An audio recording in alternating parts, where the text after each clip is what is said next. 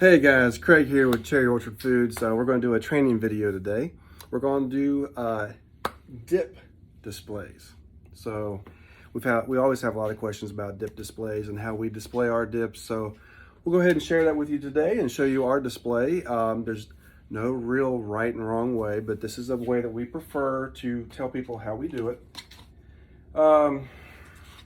First off, we mix our samples in little containers like this with lids. Of course, they don't come with the hole cut.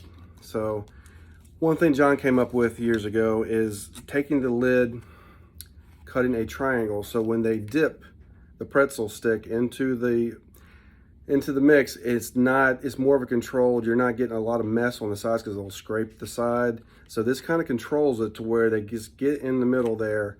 So it's really a neat little system if you guys want to try that.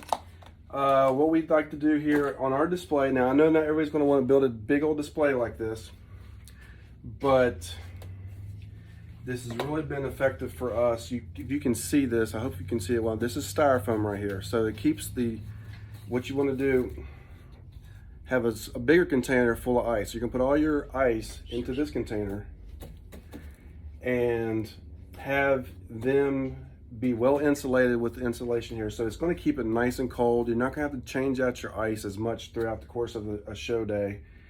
And we have, if you notice, a little hole cut in the bottom. So we actually have a system where all the ice melts and it drains into a bucket underneath. So like I said, this is a very complex system, which if you guys want the full details on this particular unit, John will be more than happy to share those with you.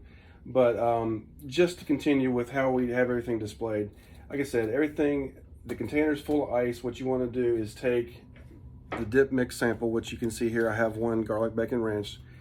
That would set right here on top. So it's going to set on top of the ice, of course, with this on here. It's going to set on top of the ice. It's going to keep it nice and cool. Another thing that this right here does, it does keep them well insulated, so you're not going to lose as much cold from your sample. So, and that is really the secret to the dip mix business, is having cold sanitary samples. That's the key. Don't forget that. You want to make sure you have cold sanitary samples. Now, we always use pretzel sticks to sample our dip mixes. So a container similar to this is very effective, that you can just, a shaker jars, you can just shake out a pretzel stick like so to dip into your mix. So it's clean, it's sanitary, it works very, very effectively. Try to keep the dips covered. Yes, I'm glad he's in the background listening to this. That is something that you need to really keep in mind, is making sure the dips stay covered. Even if you don't use something like this, at least have a lid laid on top of the mix. Because what you don't want, and keep them covered, what you don't want is just to have that sitting there uncovered. That's not cool, folks. That's not sanitary.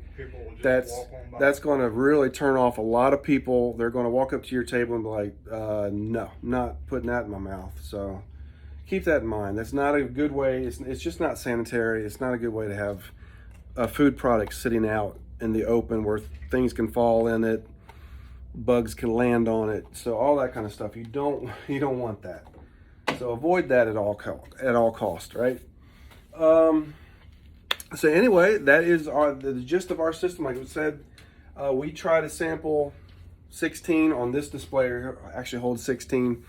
That's another key point, is the more you can sample, the more different flavors you can sample, the better your sales are going to be. Because the more that they can try and the more that they can throw money at you, saying, yeah, if you say you have a deal like 7 mixes for $20, they're going to find 7 that they're going to want to buy. So that's just something to keep in mind. The more you can sample, the better. Am I missing anything? Am I missing anything? No?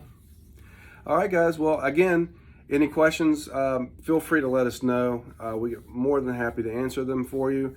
So keep the comments coming. I know we get a lot of comments on, questions and comments on how we sample and set up at shows. So anyway, until next time, you guys take it easy.